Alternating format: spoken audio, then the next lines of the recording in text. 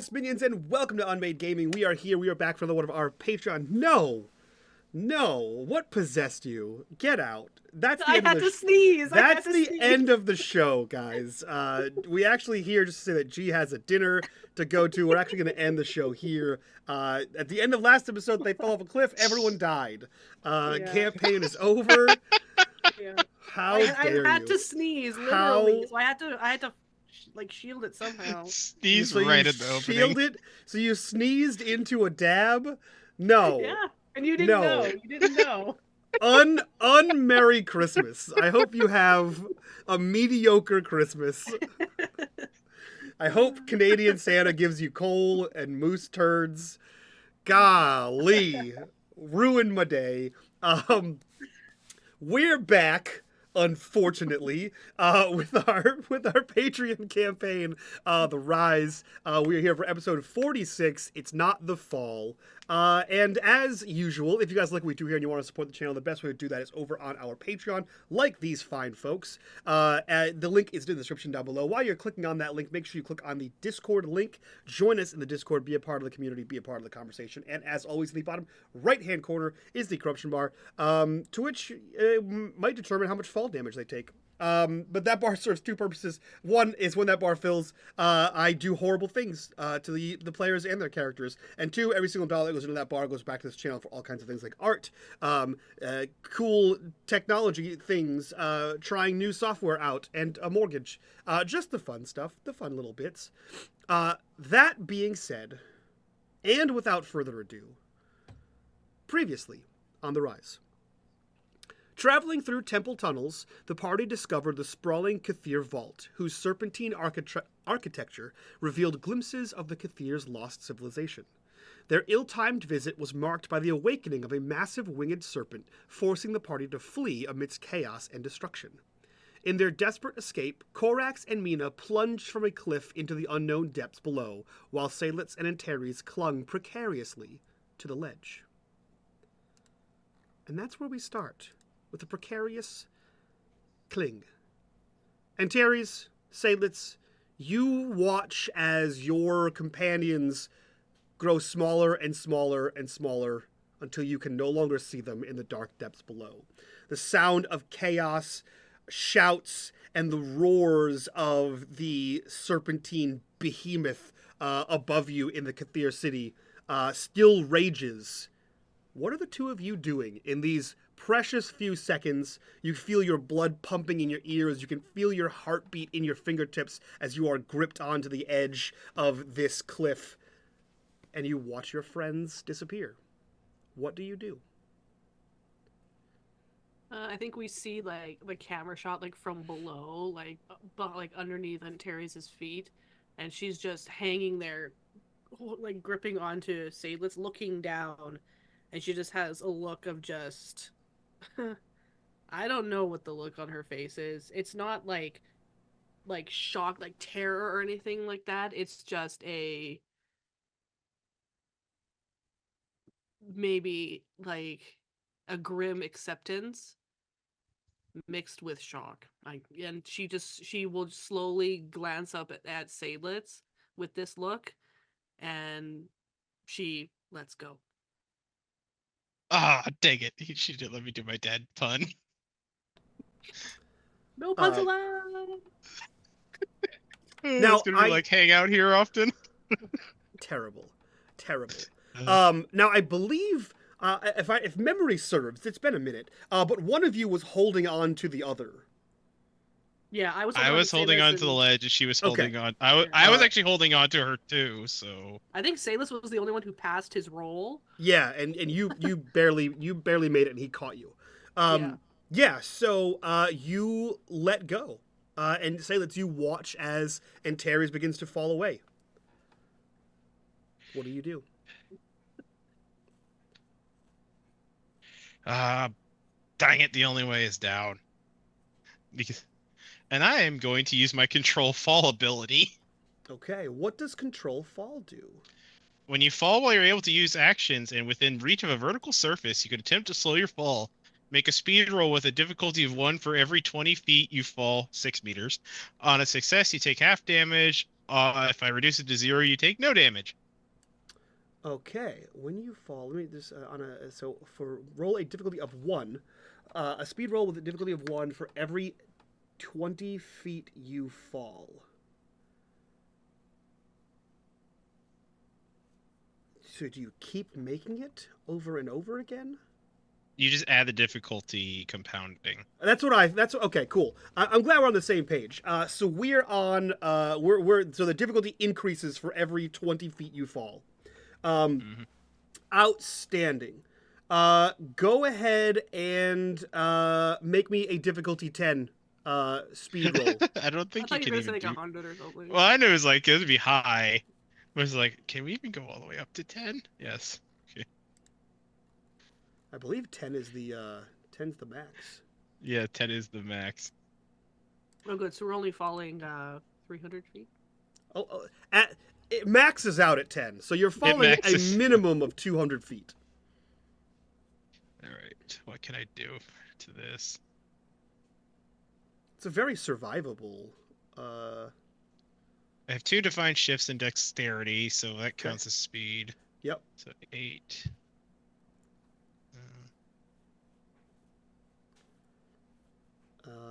I don't think any of your skills. Climbing, I'll say climbing, swimming, jumping, and balancing can count for that as well. So add an asset for that? Yeah.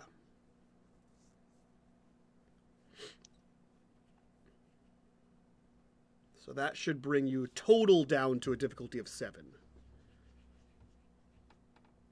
All right, well, I'm going to put it on it.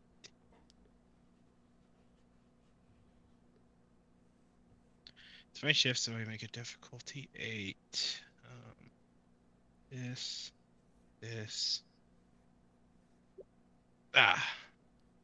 Okay. Wow, you not even close on that one. You rolled a 4. I know. The dice do not like me, but I brought it down to a difficulty 4. Not today, that's for sure. Oh, they've never liked me. All right. And that brings my speed down to 3. Darkness swallows you as you fall. The roar of the serpent fading into the distance above. The air grows warmer, rushing past with a humid weight that clings to your skin. The sound of rushing water grows louder, mingling with an eerie, rhythmic hum that seems to vibrate in your chest. Below, faint glimmers of green and blue light flicker like stars scattered across the night sky. But these lights are alive, pulsing in time with the hum. With a sudden jolt, your fall ends. Not on some hard stone, but on something softer, spongy, and yielding. Thick, glowing fungal growths have broken your descent, cushioning the impact but leaving you disoriented. The scent of damp earth and decay fills the air, heavy with the tang of spores that shimmer faintly in the dim light.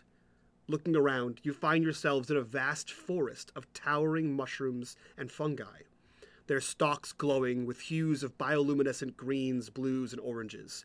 Some rise as tall as trees, their caps spreading wide overhead like an alien canopy, while others twist and spiral into grotesque shapes. The rhythmic hum persists, low and resonant, as if the fungi itself delivers them. The fungi itself are alive and breathing. Far above, the precipice from which you fell is a distant shadow. The serpent's roar now just a faint memory. The 4 of you are alone here, deep in the heart of the earth, surrounded by a world that feels alive and watching. You have all landed inside the fungal throne. A new alien terrain. We're conscious? Conscious. The impact has softened the blow. The impact of the mushrooms. Caps of mushrooms lie broken, stems bent as if you like down the branches of a tree. You are wounded, battered, but you are alive and conscious. What do the 4 of you do? I think Antera's just like lying on the ground. She just lifts her head and like looks around and sees that everyone is also alive, and then just like and like flops back down. That hurt. I believe everyone takes, checks notes. Well, let's refrain who may or may not be conscious. Everyone takes 20 points of damage. Armor God. does not negate. I will argue my resilience, my non-armor armor. That's Your like a fortitude. non-armor armor is what? I have like resilience, which gives me +3 and Is that a skill? it's 2 different resilience things. One's from my divine and one's from my destroyer trait. Okay. So you get +1 armor versus physical damage is resilience. Yeah, and then the divine shift resilience just gives me might defense 3 and armor 3. I'll take that. I'll take you. So you'll take 4 less damage, Okay. for divine protection. For magical woo woo. But everyone else takes 20 points of damage. And if you deplete your might pool, it moves to your speed pool, and it continues to move to your intellect pool. Okay, so I was about to ask, is like in order, or we distribute that how we want? No. The game's not that nice. And if all 3 pools are 0, you die. So. Or at least you're unconscious. You're definitely unconscious. Well, I am debilitated. So. Okay. Let me see. Let me do Korak's math here. So he's at 0 in that, and he's at 0 in that, and that's a total of 13. And then so 11 minus 7 is 5. He is at 5. How bad is Antares? Antares, you're golden. So I just for the audience at home, Mina is at a total of 1 health. Which is I'm at 1 10. which is 1 health before death. Korax is at 5 health, and Seydlitz is at 10 health. And Antares is chilling with like. Mina died by narrative caused fall. And Antares has 26. Yeah. Dang it, Micah should have been 21 damage. It was Mina's time to die. This is Mina's turn. Mina's never coming back from death, so. Yeah. So you are in whatever state you would like to put yourself in. You got slammed into several tree-sized mushrooms before hitting the ground. Albeit the ground was not like hard-packed dirt and was far more of like a spongy like a forest floor. So it's like a dense moss bed along here. So it wasn't as hard as like landing on rock. But it was still quite a fall, a thunderous impact. But the 4 of you lay, at a minimum, breathing on the floor of this mushroom forest. Do we know which recovery roll we're on? It should track it on your sheet. So Mike's clicked on action. I think we're at the 10-hour one. No, because you slept in the temple. Yeah, we rested in the temple. So you should all be at the beginning. Okay. Oh, so you restart? Oh, okay. Yep. Sweet. Yeah, so you are all conscious at a minimum in the on the floor of the fungal throne. What are you doing? Do I recovery roll for the sake of game, or do I leave it for the sake of RP? I mean, either way, Mina's at 1 hit point. You're not gonna be going very far, I don't think. I think Antares looks up, flops back down, and she's like, ow. And then after a few minutes of wallowing in her All right, speak up if you're not dead. She raises her hand. Mina goes to speak, and it's that moment where he's had the wind knocked out of him, and he's forgotten to breathe again. So you hear this croak before you hear this cough, and there's definitely something wet about the cough. And Mina just goes, I wish I was dead. I think I broke some ribs. Korax makes a sound similar to that of Mina, except more pathetic. No, Korax is just a very damaged-looking cardboard cutout. Yeah. That's how he survived so well. He's cardboard, so he just kind of drifted down. Yeah. The joint in his arm goes ee-er, from the ground, so you know that he's alive. Ugh. Yeah, and I think Antares Yeah. rolls onto her side, pushes her fist into the spongy ground, and like slowly eases herself up to like just be sitting on her knees. You look around, Antares, and you immediately feel different about this place. The air is wet. This is like hot, humid, like on the water, humid. Like you can cut through the air, and you can see hanging in the air are little like you know, if you like make dust in your house and you like open the blind and you can kind of see that like the particles, the whole everything looks like those particles, and you can see them because some of them glow a little bit, which casts light on other ones. And you can see the ones that don't glow just sort of drifting in the air, and you can see all around you these massive mushrooms of various sizes, shapes. Some look like like a red capped amanita mushroom. Some are more of like a moral. You see like devil's fingers sort of up and spreading with like their wet tendrils between them. And you see various like mushrooms and fungi sort of twisted up into like almost spires of like frozen mushroom flesh, as it were. This place looks completely alien. And she will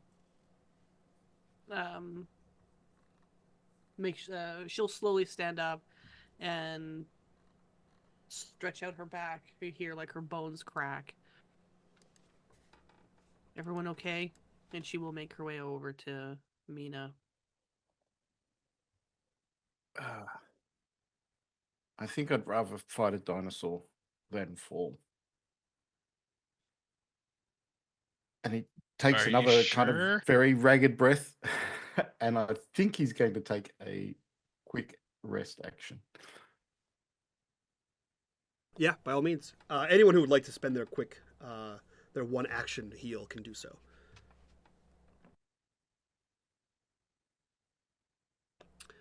You see, Korax has like attempted to get up, and then you see him fall back with like a wet squelch as he lands on some moss, and you can see the way he has landed. His elbow is at a funny angle that you don't think elbows bend at, and you see the pressure of him putting his weight on that. You see him fall back down. You notice that the elbow's at a weird angle, and then you see his eyes flutter to closed, and he is unconscious. The shock wore him out. Yeah. She will just be like, oh, fuck. And she will look to Mina, and she like scrutinizes him. She might even like put her hand under his chin and like turn his head so she could look. You look at him. There are bruises on his like neck, face, scratches from falling down. But he is alive. He is very much you open an eyeball and his eye sort of rolls back. He is unconscious. Likely the pain rippled through him and all he could take. She does that to me. She does that to Mina. Oh, to Mina. Yeah. Oh, to Mina as well. No, she went to Mina first. Oh, I'm sorry. And then Korax passes out, so she's just gonna make sure Mina is okay. She's like, "What's wrong? What do you got going on?" I've had worse. Wexy used to really kick my ass, but just need a moment. I'll walk it off. Okay, just sit here. I think we're okay for now. And she's gonna go over to Korax, and she will just do a brief inspection and make sure like his legs aren't broken. His other arm seems to be okay. Yeah, your best guess is his elbow is either dislocated or broken. Yeah. Is there anything in the surroundings that looks firm enough to make a splint? Yeah, give me a roll. Let me see here. Antares, give me intellect, survival. Any kind of survival.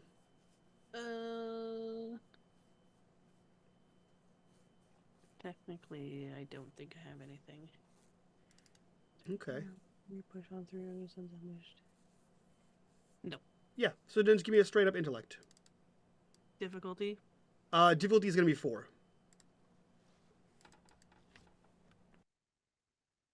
Failed. You look around and everything seems to be like nothing is like hard like a stick is what you're looking for, right? Everything seems to be a little bit more pliable than what you'd like to use. Now at the same time, perhaps there are things in your various packs. I know you have a sword that's pretty rigid, but in the immediate like flora, there is nothing available that is rigid enough to splint his arm. Then I'd have to write the joint anyway. Well, Seydlitz best to do that while he's asleep. Seydlitz is going to strap his saber and use it with its scabbard to help basically put it against the ground to lift himself up. Okay. Like a cane? Like an old man cane? Perfect. Yeah, you look around, you see the same thing that Antares had seen. These massive spires of mushrooms. And you notice the air is thick. You see the particles sort of floating around. And everything around you feels a little wet. And I think Antares will, since he's unconscious, she's just gonna like look at his arm and like gingerly hold it and then turn his joint the right way. And then she's probably going to use something from her adventures pack, like a something that would work as a sling, and tie that around his arm and his elbow and around and over his neck. Perfect. You feel for where the joint is broken, or where it's popped out of alignment, and you sort of straighten his arm as best you can, cupping your hand beneath the elbow as you grab him by the wrist and sort of apply reverse pressure, jamming his elbow back into the ball socket joint. And you see his eyes flash open as he screams and then passes back out from the pain of you setting his elbow. She has a flashback to the time when she pulled out the arrow from his leg and he screamed. And I think she punched him or something like that. Similar event. His scream reverberates off the cavern wall, off the surrounding mushrooms, and sort of wakes everybody up a little bit as it cuts through the relative silence. And then he passes back out with a thwomp on the moss. And she doesn't say sorry, but she she makes sure the sling is properly tied, and then she will get up, hands under his arms, and like drag him so he's like leaning against something. Okay. So you like prop him against one of the giant fungi trees. Mina, what are you doing? The scream from Korax had Mina sit up way too quick. With that wave of nausea where you get from being disorientated and moving too fast hits him, and you see him roll to the side and just throw up. Perfect. And he looks back up at the others and says, is Korax okay? This might be the worst he's ever been, but this is probably the worst we've all ever been. I'm pretty sure I have a few broken ribs.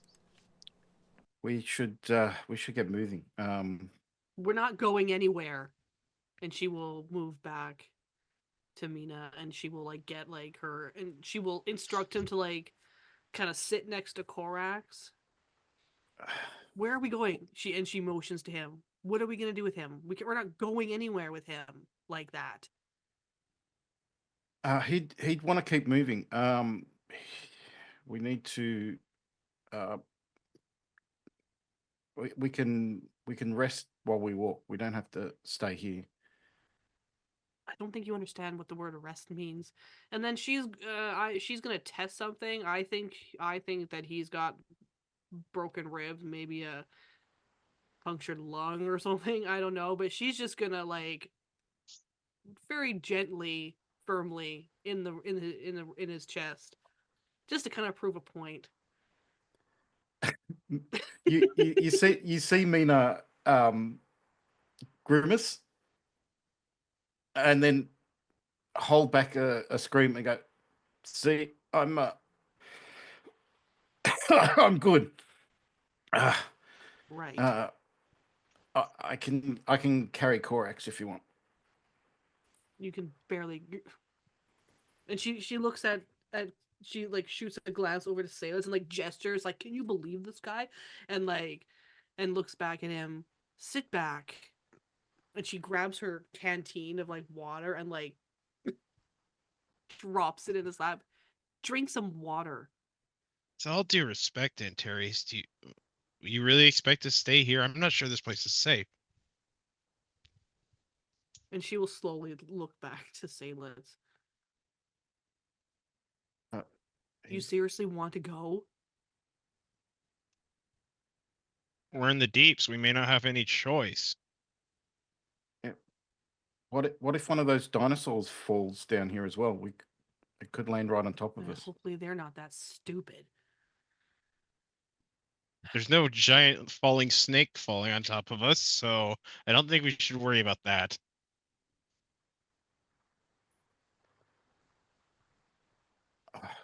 All right. Someone has to be the voice of reason around here, and I hate it that it has to be me.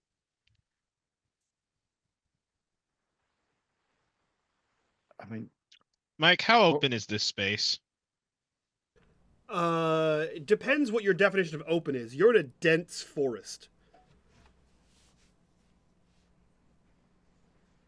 Like, are the sight lines long?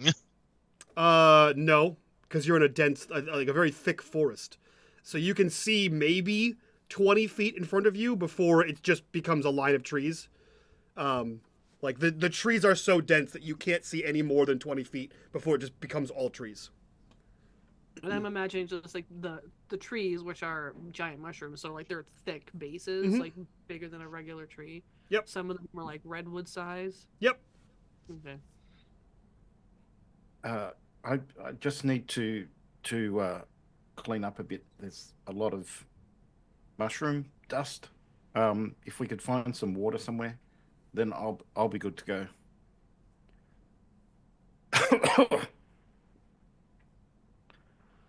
She grabs her canteen back.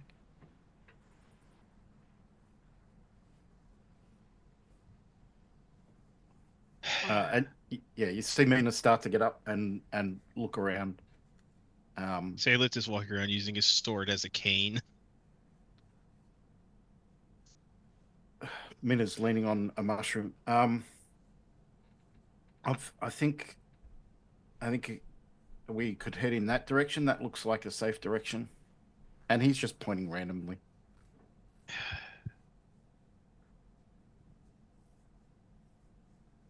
She just sits down on a small little mushroom cap, a toadstool, as it were, and she gets her pack and she just starts reading. Mina takes pun damage, is what I would say. I'm not a GM though. Toadstool. Okay. Yeah. Seydlitz takes pun damage. The toadstool. Yeah. And you said you're reading something, Antares? No, she's re-straightening her pack. Oh, re-straightening your pack. Okay. Yeah. I heard the re, and my brain filled in reading. Are you just so I know? Are you re-straightening your pack in an attempt to march off, as everyone is suggesting, or are you trying to waste as much time so that you kind of force people into resting? She might be being like a little petulant here. Like she thinks we should all be resting because the three of them are clearly not in a state to move on, but they're being stubborn as hell and they want to move on. So she's like, "Fine.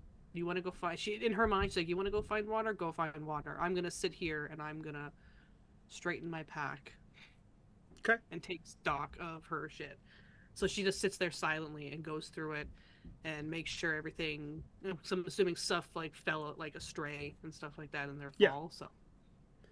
Yeah, I mean, your packs are disheveled. There might be some like things that fell out of your packs as you sort of tumbled through the air around you. So you sit down and you take time to go through your stuff. Mina and Seydlitz, you see obviously Corax is unconscious, and Teres has plopped herself down and doesn't seem to be moving. What are the two of you doing? Mina looks at Antares sitting down and says, all right, we'll take 5. I'll see if I can find something that'll burn that we can maybe have a fire with. And you just see him kind of stagger off. She doesn't respond or look at him. Seydlitz? I think Seydlitz is taking stock of the situation, and he agrees with Antares, but he's not going to say it. Because she's being petty about it. He doesn't want to admit it. That's fair. Mm-hmm. So he's gonna just find something to sit down on and just maybe have Raiden walk around and guard the perimeter. Okay, yeah, he kind of crawls out of your shadow unharmed, and begins to sort of paw around. Mina, you wander through very slowly, and I feel like once you're out of visual range, which doesn't take very long, of your companions, there's that like moment of like arm on the mushroom where like you kind of assess how much pain you're actually in, since no one can see you. Because big boys don't cry. You realize just how badly you are broken in this situation. But you slowly pick your way through the forest, finding dried husks of these giant fungi. You see like pieces of like the caps have fallen away and dried up to be brittle and you assume flammable. And as you make your way through this forest, not too far, but just far enough, you see that there is Ignore that. A shimmering blue pool of water. That seems fine. Mina heads over to the water and uses his shield to scoop water into his mouth and just drench himself, clean himself off. Perfect. You you scoop this up. You clean off yourself.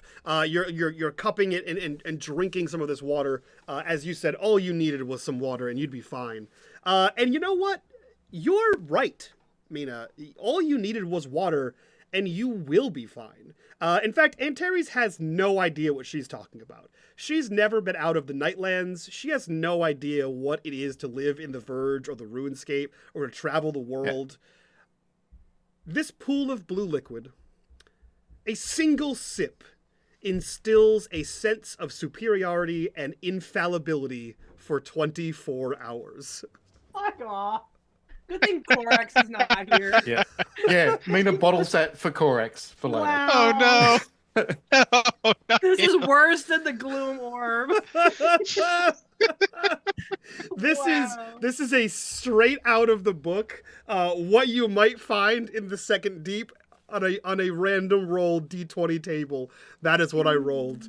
And couldn't have happened to a more perfect person. Oh my god. Out fucking standing. So you have no idea. Just a few sips. You're sure you could make it for days through this forest. In fact, with your keen sense of direction, you're pretty sure you could lead circles around even Seydlitz, an accomplished tracker as he is.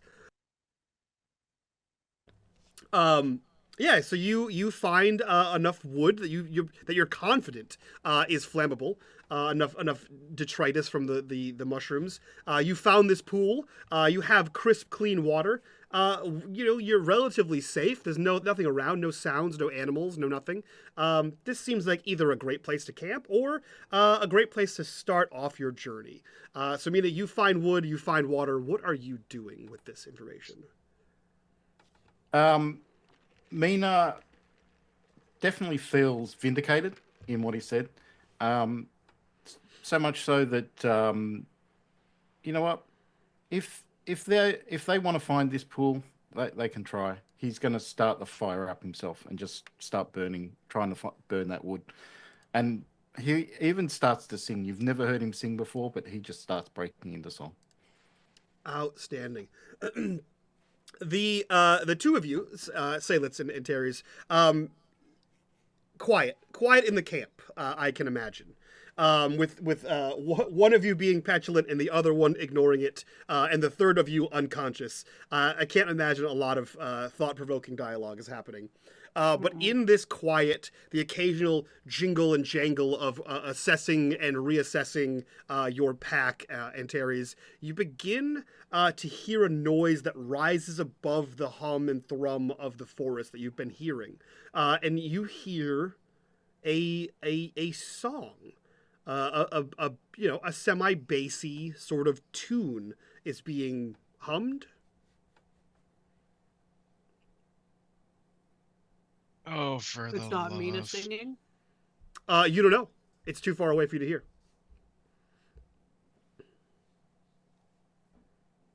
Dense forest, sort of dampened sound. So it's a bassy hum. Mm-hmm. Like a musical, like there's like a intonation to it. Like Crash Test Dummies bass. Yeah. Like Yeah. The only good band to come out of Canada. There was this boy who went into a mushroom forest, had himself some blue juice. I lived in the 90s. I know what's up. Now I'm taking cringe damage. Seydlitz is fine. The player is cringing. Yeah. At first I was thinking it was Mina, then the line from Spaceballs where it's like, she's a bass. Yeah. So you hear this like humming musical sound. Can I tell what direction it's coming from? In front of you. So not the direction that Mina went? No, the same direction. Oh. Yeah, well, she's going to ignore it. Perfect. She's Say thinking let's it's Mina. go ahead. I'm just thinking she thinks it's Mina. Okay. Seydlitz, do you do anything? Is there any way I could assess to make sure that's not something different? That's not a threat? Yeah, roll me a difficulty for detecting danger or analyzing threat. Identifying and assessing danger. Yeah, that's the one. I don't have this stuff to put effort into it. Oh. Of course, that's the roll that gets high. Yeah, perfect. You don't sense any danger whatsoever coming from that. It sounds like a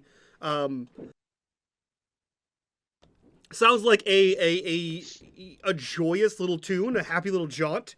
It doesn't sound like it's trying to lure you in. You don't feel compelled to follow it at all. You are curious as to what is making it, but there's no sort of compulsion. Like like it's like a siren's song. It just seems like a happy little ditty is being hummed.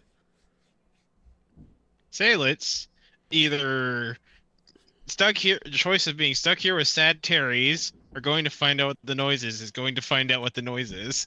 Okay.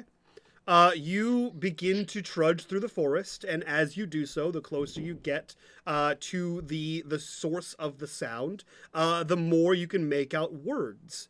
And finally, you can make out the full lyrics to what is being sung. And you see in the distance a glowing, like red purple light. And you can see it like flickering and crackling. And a second later, you realize that there is a fire, a small camping fire. There's someone beside it, and the person beside it is singing. Is it Mina? Another couple steps, and you realize that it is in fact Mina. Backlit by the fire, he's just a shadow. But the closer you get, the more you realize that it's Mina. Say it's walking up, sword cane. Yeah, well, I see you found water. I mean, I told you it was here. I even started a fire. Well, it's less depressing here than it is over there.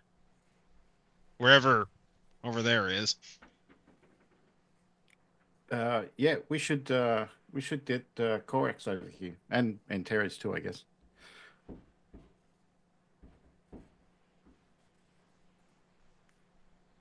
Do you? You do that. She won't listen to me. Do you have anything to fish with? I feel like I could catch a big fish here. Unfortunately not. All right. Well, yeah, I reckon if you go back and get Teres, she might listen to you. She won't listen to me. Like I say, we leave depressed Terry's alone. Yeah, I'm more worried about Corax being with her. He's fine. Oh, fine. Fine by me. Do you have anything to make a tea with or something?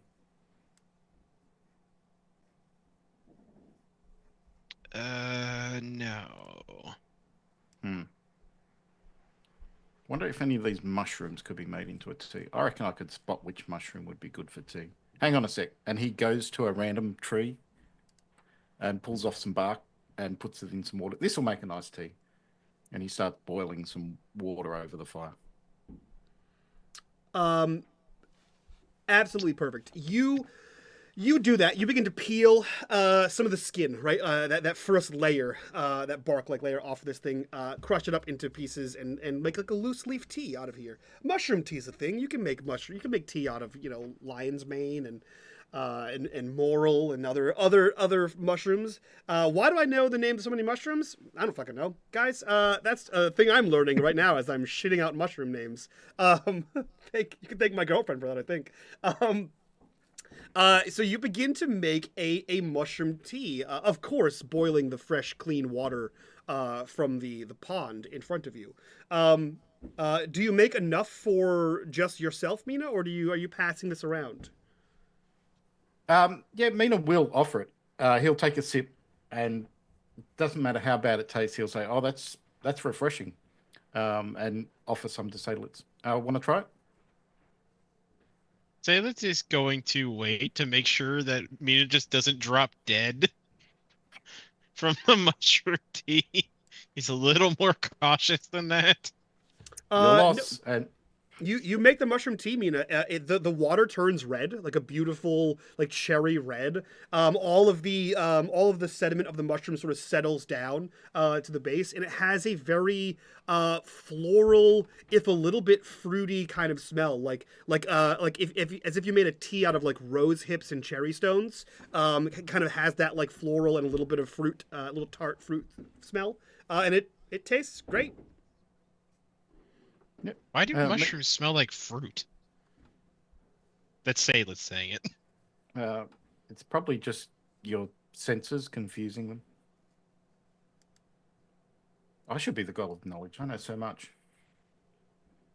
Anyway, it's really good. Your loss. And he takes another big gulp, way too big, and he burns his mouth. But he does his best not to show it. Are you okay, Mina? I've never felt better. I think. Did that fall concuss your head? No, I'm good. You sure? I'm 100%. Because you seem way more confident than you usually are. I'm always confident. I can't remember a time I wasn't. I'm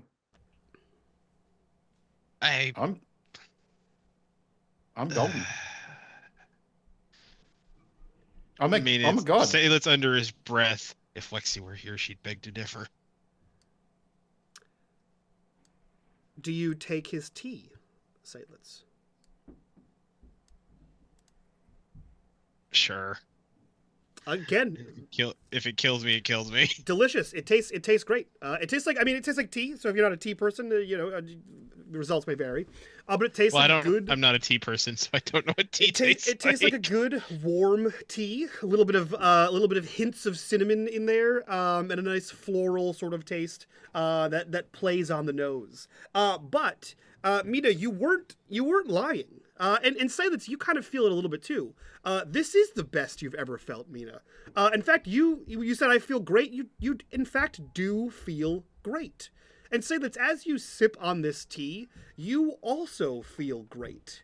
And as you sip the red mushroom tea, it suppresses the imbiber's pain sense for 7 days. You function normally, even though you are 1 or 2 tracks down on the damage track. So you feel great, and in fact, you feel no pain whatsoever. I mean, you can still feel emotional damage, but you feel no physical pain. Just to be clear. I mean, that's our specialty. Yeah, emotional damage is your specialty. That's true. So you're not healed. You're not that wrong. This is pretty good. Yeah, it helps soothe the pain a bit. Actually, I think this would win Antares over. And Mina says, "I'll see. I'll take this to her, and all will be forgiven for nothing I did." And you want me to stay here and tend the fire? Yes, keep an eye on the fire. Maybe gather some more water for some more tea. And Mina just heads off. It's a short trip. You make your way back to where you see Antares sat alone, on her toadstool. You see that Korax is still slumped against a tree, and you come bearing a cup of delicious tea. At this point, she would have moved off the stump, and she's been inspecting Korax and applying some like salves from her adventures pack to his scrapes, and probably making sure everything in his she doesn't know what he carries in his cloak and stuff like that, but she tries to secure it as best she can. Like if they're gonna have to carry him or drag him or something like that, she's gonna tie it up to make sure that nothing's gonna like fall out. So she's like tending to him. Okay, you see that. Antares, I found us a water source. I've started a fire. Seydlitz is just keeping on it. I thought you two might want to come join. I brought you some tea. I'm good, thanks. Anyway, fire, fresh water, good company.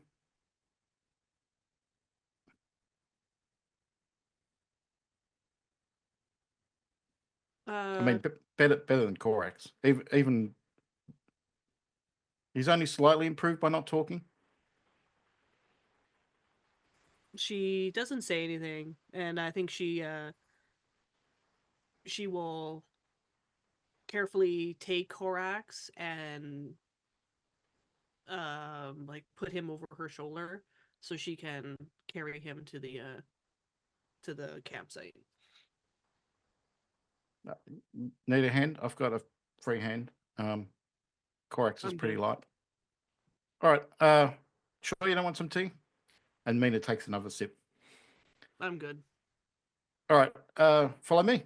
I was right, by the way. There was water in this direction. She gives him a look because she never said anything about there not being water in any direction, but she doesn't say anything. She follows him.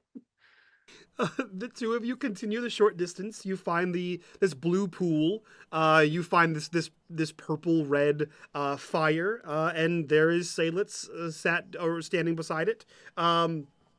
Raiden has made his way over here and is sort of plopped down beside the fire. You see that he has lapped at the water at the edge of the pool. Seydlitz would have sat down by now. Okay. We as players know that Raiden now has a sense of superiority, but he's a dog, so there's only so much he can do. It was always one thing. Yeah. Like he That's built knows. in. Yeah, he knows for a fact that he is the best boy, and nothing The goodest anyone. boy, he just like sits there with his chest floofed up. Yeah, like he's just waiting for someone to say who's a good boy because he knows it could only be him. So, which I feel like is just dogs. That's just dogs at any given time of the day. So you see him sort of like sat down, sort of plopped down by the fire, and the two of you return to see Seydlitz, who is also sat down by the fire. A little encampment is sort of formed around you guys. A little respite for you all. Yeah, she picks a spot close to the fire and like lowers herself onto one knee and like carefully like flops him down. And It's then time for the 10-minute recovery roll. and then readjusts his sling and stuff like that. Yeah, you can all take a 10-minute recovery if you'd like. I do have a question, Mike. Yeah. Since we're kind of at the beginning of our recoveries, and Terry's gave Korax her healing shift when they first got out of the Thunder Beast cavern. Yep. She have that back? Yeah. Okay. She's going to give it to him again. Yeah, he's unconscious. He can't use it. She's going to Go ahead and roll for that, and I'll add it to his. Okay. One extra recovery roll per shift. 5 points. 5 points. Okay. You imbue him with your energy and heal him, with your divine spark, and heal him. The 4 of you, 3.5 of you, have gathered around this fire. You are able to rest. There's tea if you'll have it, water if you won't, air if you don't want that. You all have, you were all well stocked. Well, you were stocked a little bit before you came here, because you came here a little hasty. So whatever you have left for food and rations would be whatever's on you. Your guide would have had more food and rations, but now he is food and rations. Korax grabbed his map. Yes, Korax did grab his map as it fluttered down. So I think Terry's will take that out and look at it. Okay. You look at a hand-drawn map drawn by a guide who knows the layout. You see that there was a charted path from where you entered the first deep. You can see where you went, and you can see where he started drawing new map to depict where you had gone. And now you're in the second deep. And where his map led from the first deep to the second deep, you have no idea how close you are to that area. Is there like she notes this glowing blue pool? Is anything like that indicated on his map? There is not. There are, however, 2 locations indicated on his map. One is one looks kind of like a glowing cave on his map. Is your best guess? And the other one looks like a castle with a skull on it.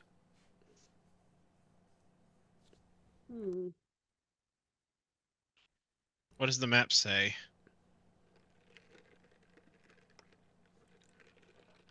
A bunch of things.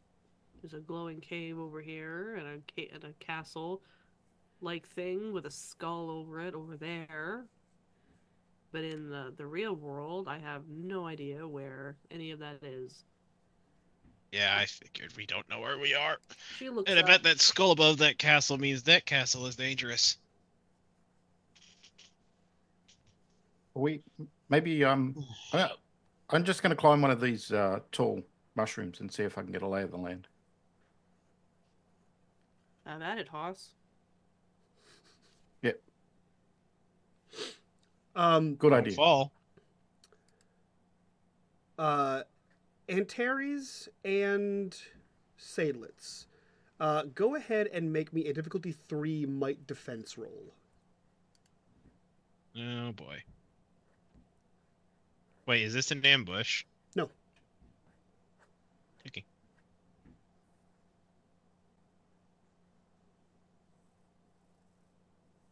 Okay.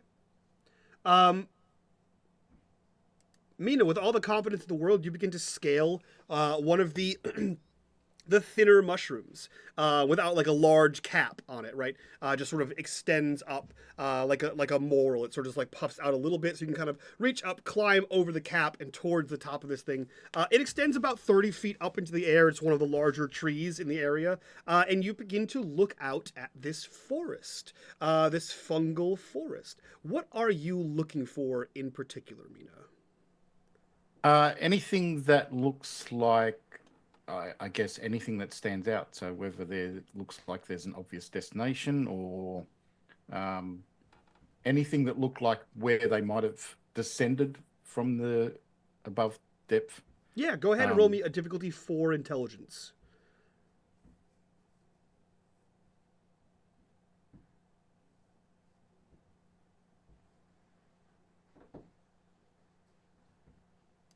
He's got no clue.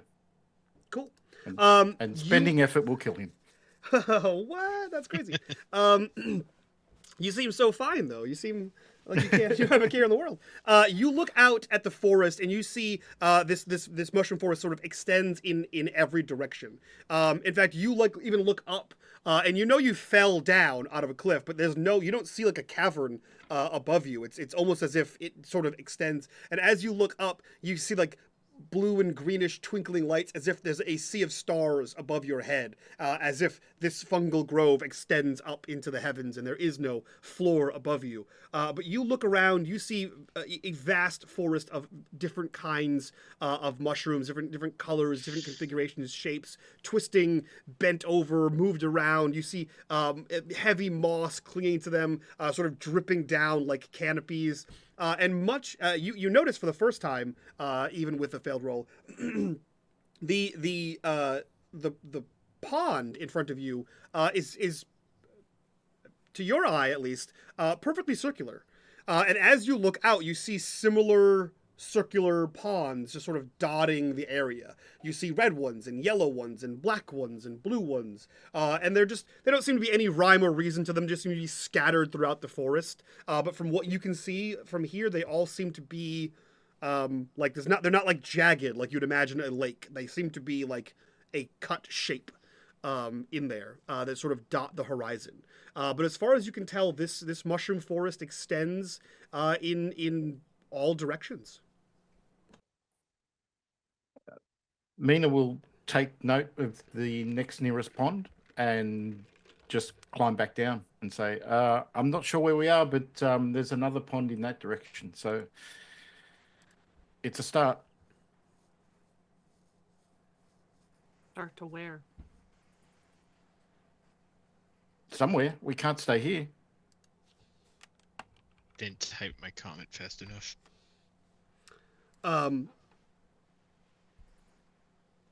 That's up to Mina. That's entirely up to Mina. All right. I can't tell him what he doesn't see. If he decides that way is the right way, then that way is the right way. Yeah, like, he's confident, but he's also like not delusional. So he's not just gonna be like making something up and be like, "Aha!" At least I imagine. Actually, he is. It says instills a sense of superiority and infallibility, so he cannot be wrong. Okay. He is confidently. So right. he is delusional. He's better than you, and he's right about it. Is what is going on in his Love mind. this. This is Antares' worst timeline. This is my worst timeline. Like Antares, like I could go home. I could go see my mom and say sorry, and she'd be okay with it, and it would be better than this. It would be. I'll just say a prayer to my brother and sister and like, come take me back. Guys, just be thankful that Chris isn't here for this episode. Oh God! You know he would beeline towards the water chest to drink it to make himself. Yeah. That'd be so meta. I think she'd be like using like the cloth to like clean his forehead and stuff like that. Just make sure he's like just keeping herself busy, taking care of him. You know what? Actually, I'm gonna do this. I'm not sure if you drink stuff while you're unconscious or something like that, but if you do, she would like take some of her canteen and give him water. Why not give him the infallibility water while he's unconscious? Well, because she has water in her canteen, she'll probably if we get up and leave, she'll probably refill it. But you can all take your hour rest.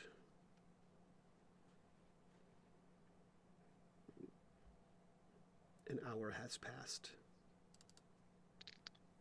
That was a terrible roll.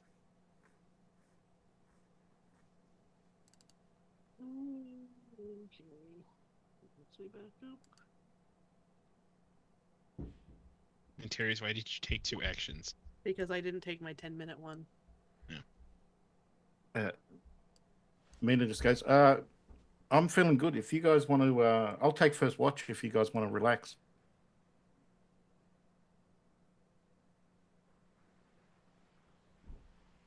Whatever. And she will go and sit off to the side after she's done dealing with Korax.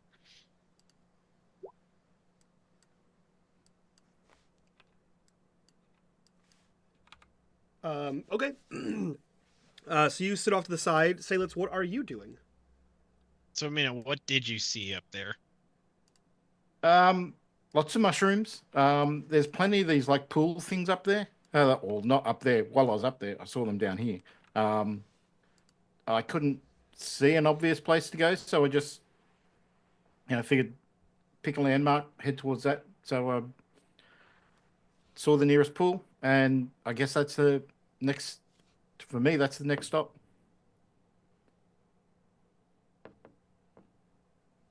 We won't want for water while we're here.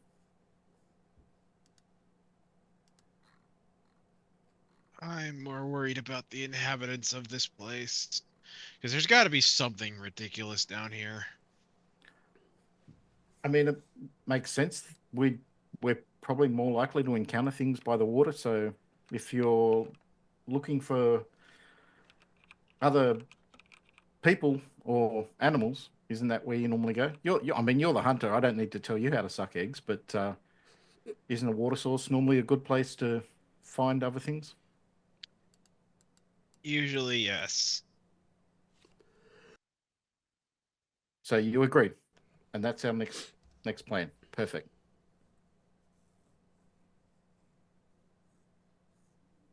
And Terrace, do you want to stay here or move on? Indeed. You were muted for What was most of that? that. She says, I'll follow your lead. Well, might as well pick a compass bearing and go at this point. We're already lost. You can't get any more lost. Does our compass work down here? For the first time, Compass you is a pull out thing? a compass and you just watch it sort of slowly spin. Okay. She puts it away. Well, that's useless. He doesn't actually toss. What direction do you head, if any? She will pick up Korax. Mina heads over to the fire with his tea and just tips the tea out on the fire. That way. And he'll head towards where he noted the next water source was. Okay. You begin trudging that direction. Seydlitz picks up your trail. Guess that direction. And Terry's you Seydlitz is hoist... confused on why Mina is taking the lead. That's fair. And Terry's you hoist up Korax and you begin to trudge after Mina, who confidently leads his way through this fungal grove. This trip is much further than the last one. I'll have everyone roll me another Might Defense level 3.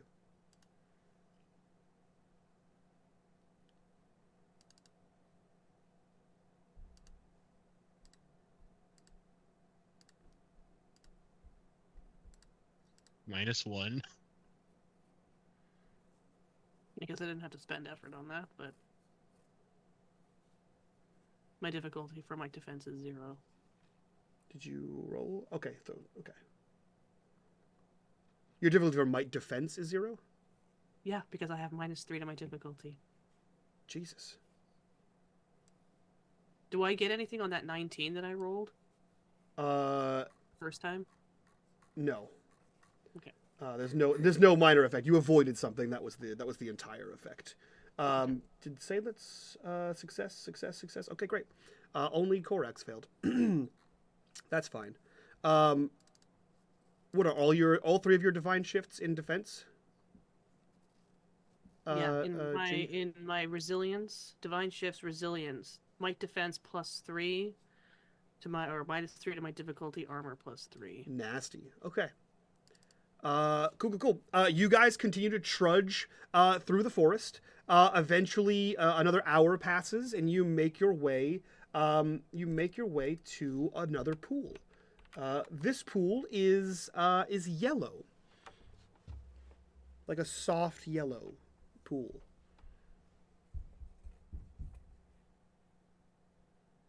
She looks at it dubiously. It looks clean. There's no you don't see. You can see straight to the bottom of this. It looks just like a normal little pond.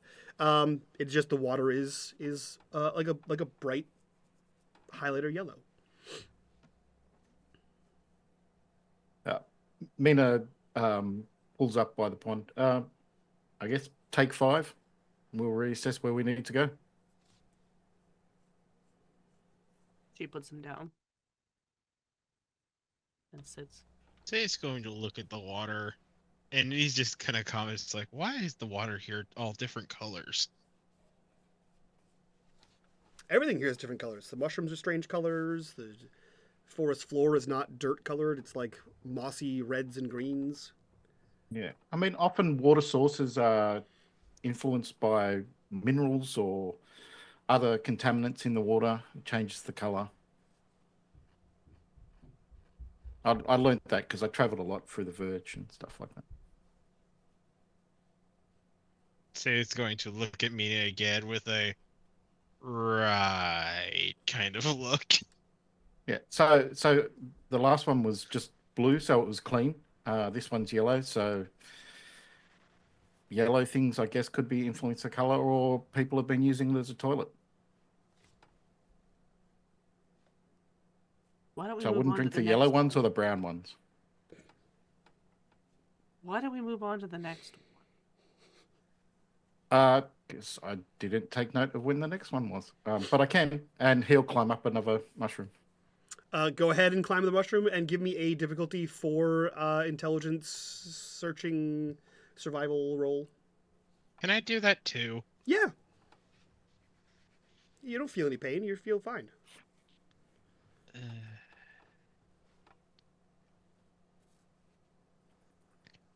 Should I argue navigation? I'll give you navigation. If he takes the map, can he get a bonus? Yeah. I'll give you an asset for the map.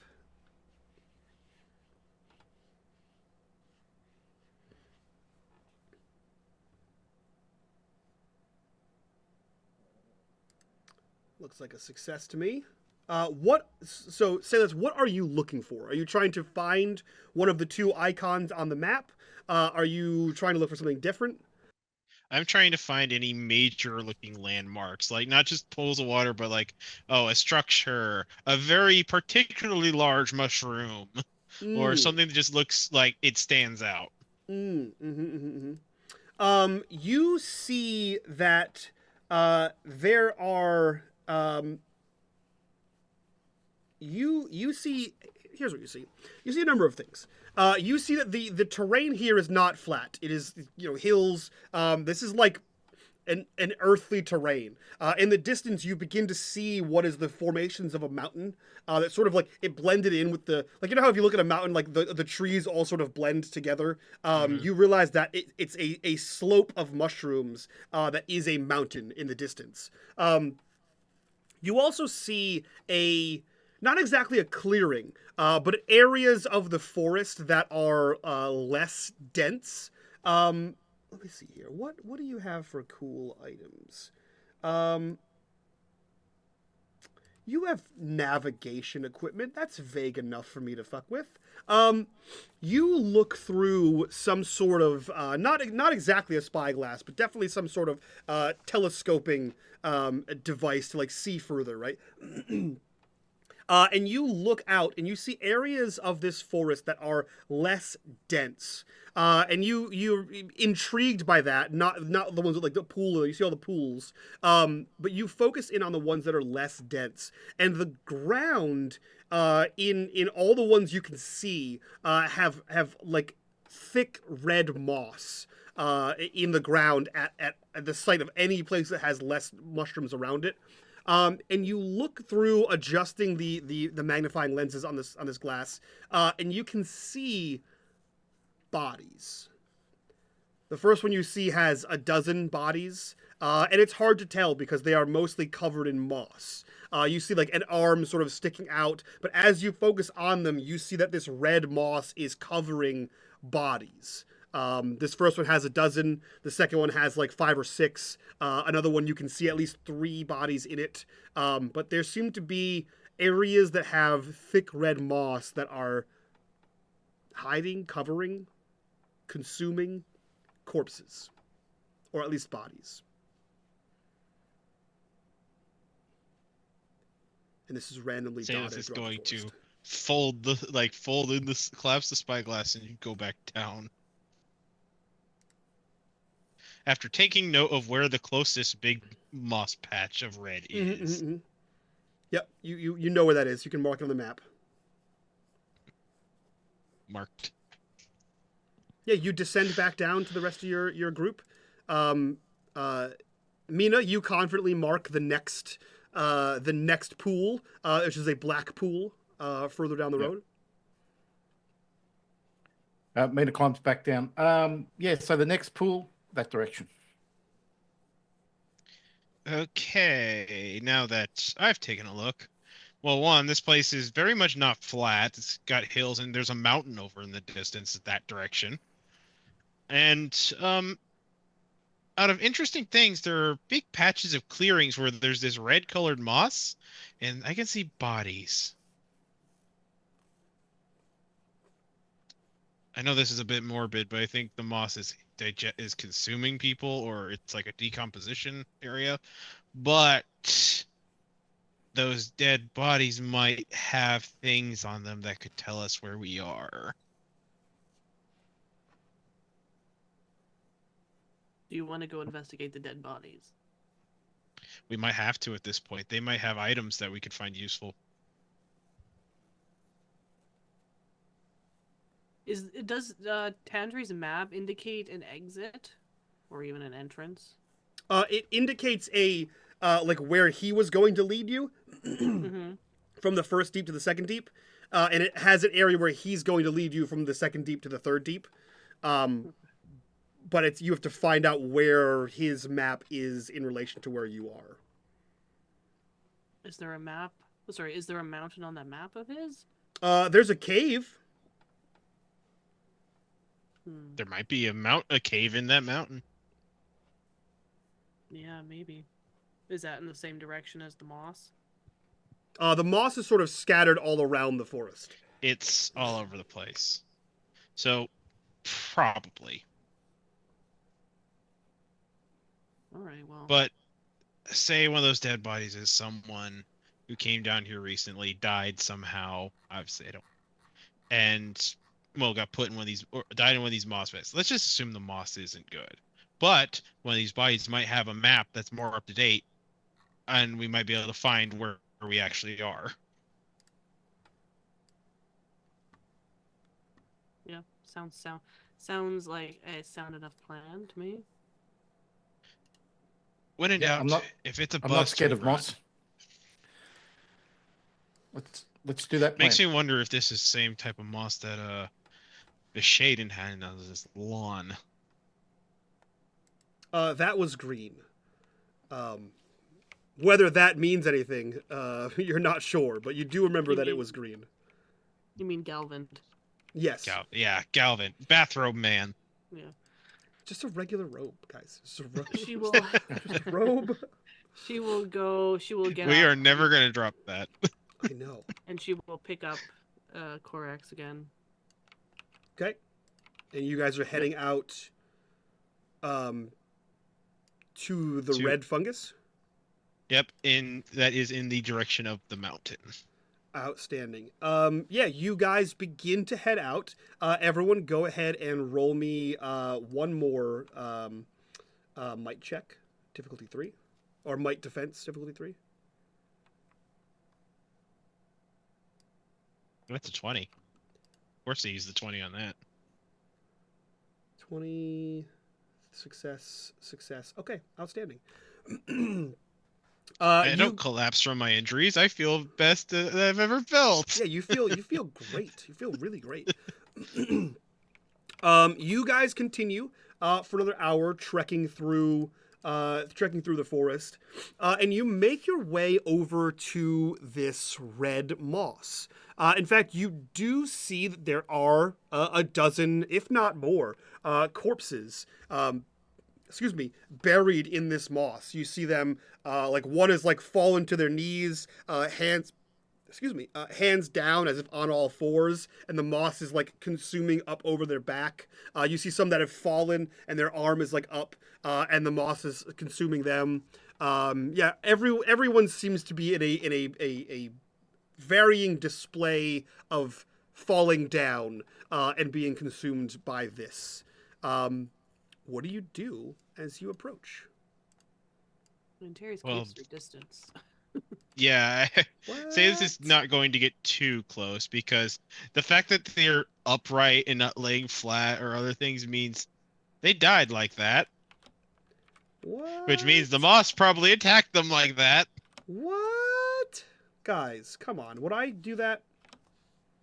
Mina heads over Mike. to the nearest one. Has a look. To the nearest person? Yeah. Outstanding.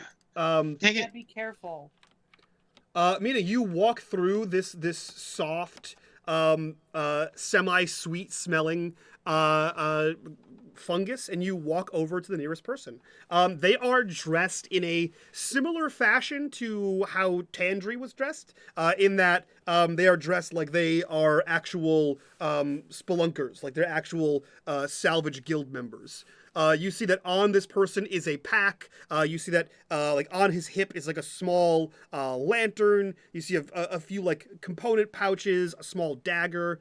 The backpack is mostly consumed, and he's on this person is on his back with two arms sort of up, extending out as if reaching for somebody. As the moss has grown completely over their legs, mostly over their chest. You can see a little bit has like creeped up around their neck and like the sides of their face, and is slowly like up their shoulders and probably to like their forearm, as they are like reaching up. This person is absolutely dead, but you are standing at it. What are you doing? Might as well make this. Hey, Mina, get this pack. All right. Yeah, Mina will grab the easily accessible pouches first and toss them over towards where Seydlitz is, and then go through the effort of grabbing the pack off if he can. You know, he'll cut the straps so he doesn't have to lift the body out too much. Okay. Yeah, you look, you kind of cut the belt, slide that through, give that a toss, cut the straps, and like hoist up this moss covered. And as you do, like there's that ripping sound of moss roots as you sort of pull this up and throw the pack over there, and the body slumps down as you release the pack from it, and you see that the moss like reattaches itself to the ground, and like the body like slumps down, the arms kind of flop to the side with the impact of falling, and it kind of sinks into the moss. Mina just looks over at Seydlitz. Is that enough? Do you want more? Seydlitz, I guess, is the stuff he threw still in the moss, I guess. No, he chucked it with some strength. Seydlitz is going to start rooting through the pouches then, looking for things that are useful, like rations, a map, torches. Yeah, you find I mean, inside the pack there is moss, right? Like it was inside the pack as well. So you begin to like dump some things out and like brush some of the moss off the pack that you're sort of touching. And you pull out questionable rations for sure. Given that you have no idea how old they are and how long they've been in a. If there's moss on them, he's not. Yeah, and how long they've been in sort of a wet environment. But you do pull them out. There are torches. There are a moss-covered bedroll in there. What makes for a small, like, single-person tent in there as well. So 1 second. A single-person tent in there as well. And you see, like, survey gear. So similar to what you have, there's like a spyglass. There seems to be like a sextant on a tripod, as if they were like nautical. As if perhaps this ocean of stars above you is actually usable for navigation. Yeah, and that's Seydlitz is definitely going to take that. Seydlitz is going to clear off the tent and the sextant, and and pocket those. Okay. What is Antares doing in all this? Nothing. She's just watching and holding Korax. Okay. Mina, are you going further? Yeah, if no one's told him otherwise, he'll go to the next body, do the same thing. Okay. You begin to walk through, and you reach down for the next body, and go ahead. Actually, you don't have to go ahead and do anything. GM intrusion, if you'd like it, Norm.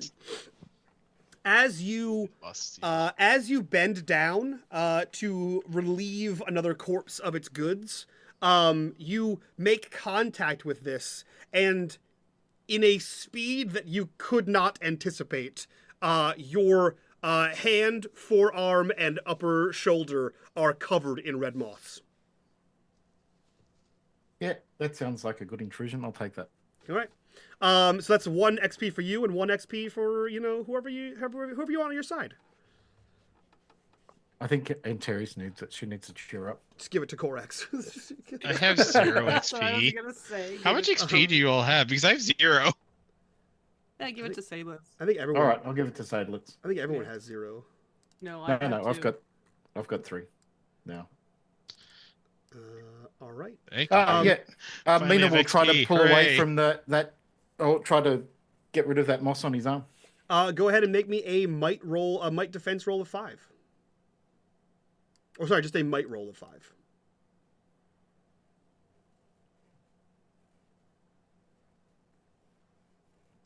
Ooh, no. Outstanding. Go ahead and take 5 points of damage. You watch Antares and Seydlitz as Mina leans down to grab at this pack, and then you see him try to rip his arm free of something and not move very far. And you look closely and you can see that there is red moss up his arm. Mina, and she's like looking. Mina. I just caught up in the moss. I'll be good. Should we help him? Go help him. You're the one who's better shape than me. As she's holding Korax over her shoulder. I'll take Korax. I thought you said you felt great. I feel great. I don't look great. She will not drop him. She will kneel down, put Korax down, and she will stomp over to where Mina is. Antares, as you put Korax down, the condition of his failed might defense roll that he made as well kind of comes into effect. You sort of gently put him down, but there's still enough of a plop in your rage, and you hear it, and you watch as spores puff out of his mouth. And before you can do anything, the lovely viewers at home have gifted me with 1 corruption bar this episode and 1 corruption bar from the previous episode. So I'm going to go ahead and cash both of those in. You see Ew, this. at the ones. Oh yeah, you see Oh, this puff of spores out of Korax's mouth as he coughs, and there's that second where you step back and like assess what's happening. That spores just came out of his mouth, and the danger and what this could mean. And there's that like sharp intake of breath that like comes with a shock or a startle, and you breathe in deeply, and then you quickly cough as well, and you spores out of your mouth. What do you do? I'm sure that's Antares? some kind of trigger warning there for someone. For somebody. That's for what is that's one. for what it's worth, she would have been down on one knee because she would like lean down to draw, like to put him down. So Yeah. What do you do? So I cough and I see spores. Yep. In my own mouth. She will stand up in shock and kind of like stumble back. Kind of like when you're like, oh my god, you know. Mm-hmm. Seydlitz, you see this. What are you doing? You don't see her cough, but you see her stand up and like shockingly like walk away, like stumble back away from Korax. Yeah, back What's to wrong? Thorax, like in surprise. There's What's something. There's spores in our breath, and she sounds like freaked out. That's making me cough. Just thinking about it. All right, we'll deal with that later. For now, let's get Mina. As you say, let's deal with that later and get Mina. You turn and take a step towards Mina. There's the second corruption bar. Spores out of your mouth, Seydlitz. For God's sake. What are the two of you doing? Mina Seydlitz is trapped. lighting a torch. Okay. You bend down, pull out your pack, you pull out a torch, you put some oil on the end of it, and you begin to strike with the flint and tinder. And Antares, since you are the more hale and hearty of the two of you, you watch him lean down and strike this one time. And then you watch him reel his hand back and go to strike it a second time, except you hear like just a faint tick as the rock barely, as the flint, the steel rather, barely grazes the tinder. The flint barely grazes the steel.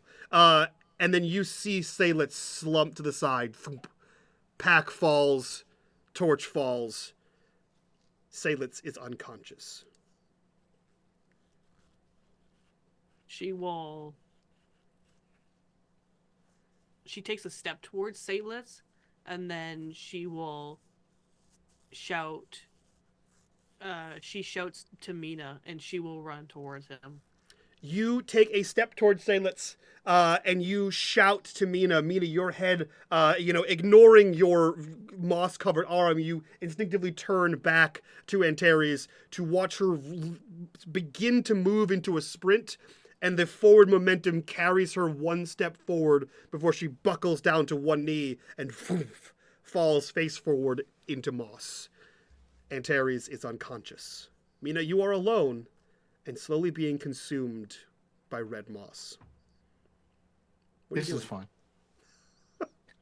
I swear, if Mina dies by moss. Everything's possible. fine, Mina. You're good. You're good. Yeah.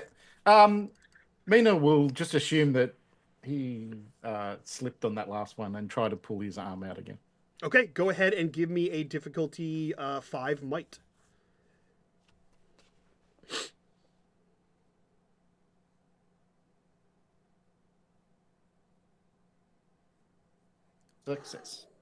Success.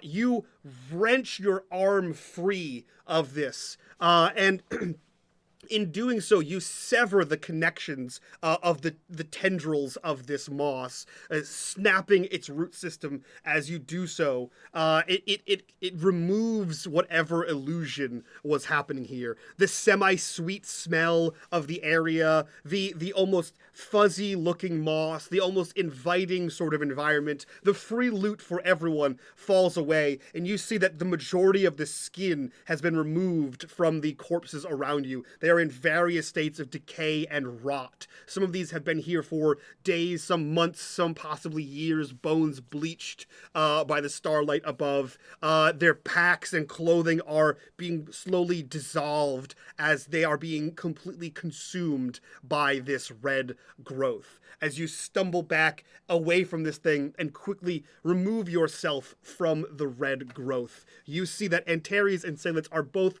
just far enough away to not be succumbed, not succumb to the red growth. However, the pack that you had tossed is already spreading the moss onto the ground. What are you doing, Mina? I mean, they were lucky that it was Mina in here and he could handle this shit. They would have really struggled. So Obviously. he'll just rush over and start pulling them away from the edge, pulling them away from any of the moss. And yeah, just slowly start gathering them up far enough away. Burn it with the torch. Soylent Green is people, guys. So you begin to pull Antares and Seydlitz and Korax away from the edge. I imagine you kind of kick the backpack away so that it's closer back to the red moss, as it were. And from here, a dangerous place to stop. From here we cut to a garden. A high-walled, hedges, a garden maze. Flowers in bloom on bushes, benches, beautiful statues, topiaries, and beautifully carved hedges into the shapes of dragons and heroes and knights and horses. And in it, we find Antares. Antares, you are strangely sat on a blanket on your knees. A brown basket lies open to the side of you. Two sort of spring hatch doors on either side of it, one of which is open, to which you see fancy cakes and little finger sandwiches. There is a small doll beside you at your knee, who looks like a well-loved, baby doll. And most disturbing of all, Antares, you find yourself in the frilliest of dresses. There are ruffles, a petticoat. You have ribbons in your hair, and they come down in little ringlets. Oh no! The worst thing ever. This is the worst timeline. You thought Confident Mina was the worst timeline. Oh, Jesus. This episode is Terry. This episode should be renamed Terry's Nightmare. Yeah. What are you doing, Antares? Everyone asks in the world.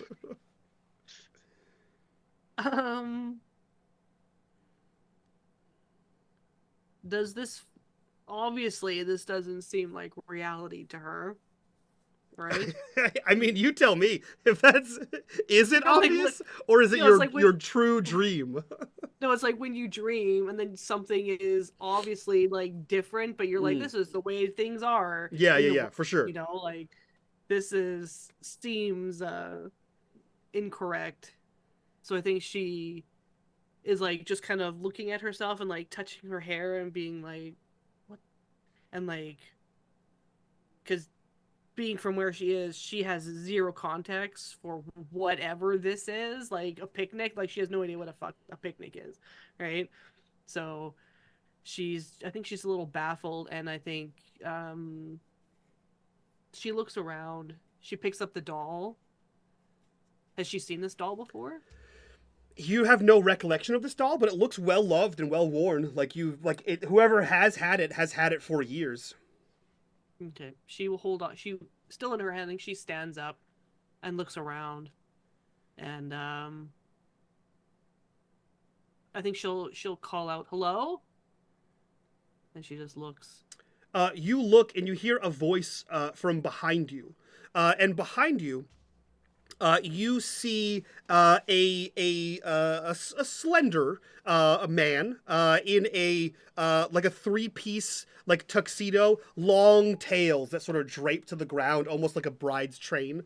Whose arms are sort of one arm is folded in front of them, like at their like below their sternum. The other arm is folded in the same position behind their back. And you turn and you see a green elephant's head, proportional to the body of this man, which is a regular man-sized body. And you see it. You say hello, and as you hear this, Miss, and you turn to see this creature standing behind you. She takes a step back in alarm. I She might believe- like reach for a sword that's not there. I believe at 10 you are to seek. That's how the game is played, if I'm not mistaken. What game? Where am I? Hide and seek, miss. She looks down at herself. What? It was your idea. He's hiding in the hedges, miss. She will look. You see a hedge maid stretch out before you. Okay. Part of her is like screaming to like wake the fuck up. Like what the hell is going on? Like part of her wants to grab this elephant dude and just like shake the answers out of him. But she takes like a deep breath and she will turn around and she will walk in a direction. In the maze? Yeah. Okay. Perfect. From the entrance of the hedge maze, we cut to somewhere else. We see a familial setting, an almost familiar, simple wooden house, gabled, of the Samoran make, a human house. A house we've seen before. A well-loved dining room table stands in the center as the focal point, a small fireplace off in the corner. We see a set of stairs leading up to a second floor containing the majority of bedrooms. A scene which we have seen several children run up and down these stairs before. Except this time we see Seydlitz sat at the table, a full setup of breakfast, all the fixins, eggs, a rasher of bacon, beans if you're into that kind of thing, sausages, a whole mess of delicious, home-cooked breakfast joy. And heading down the stairs, not the clatter of children's feet in play, we see the footfalls of a grown man step down. He's wearing work boots, or like an outdoorsman style of boots. Thick breeches, thick canvas breeches. One's for outdoor field work. Sturdy. We see a leather vest over a doublet. We see strung on one shoulder is a crossbow. A crossbow we have seen many a time before. As this man walks down here and sort of cocks his head, smiles, and turns to Seydlitz and says, "Funny I should see you here." And wearing the body of Bennett, we see the King of Nod, who walks down the stairs, looks at Seydlitz expectantly, walks over to the table, pulls out the head chair, and sits down, taking off his crossbow and placing it leaning against the other chair. And he says, "I believe you've wanted to have words with me, young man."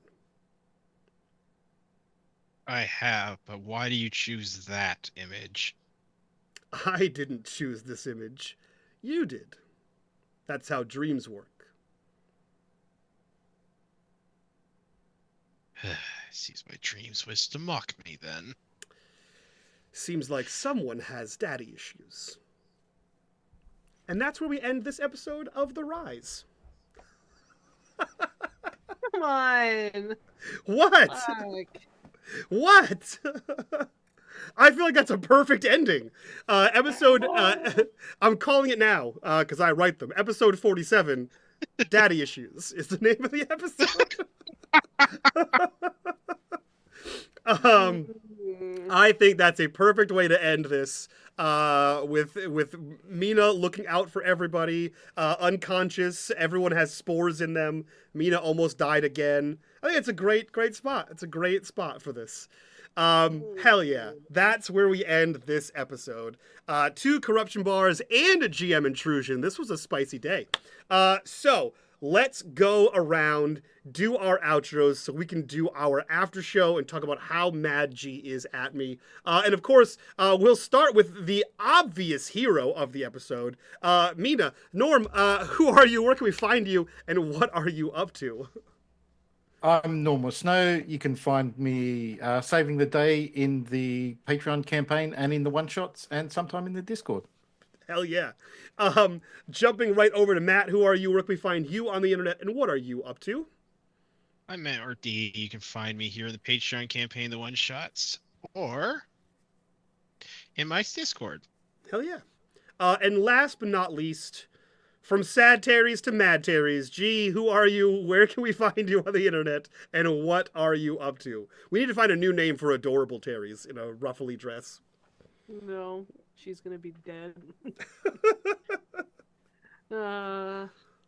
Hi. You can find me in all things unMadeGaming for the Patreon games, which are next week for the one-shots, for the campaign, for Mundus Novus, which we're still looking to schedule for January, Age of Always, which is not Patreon, and modding during the week for our regular streams.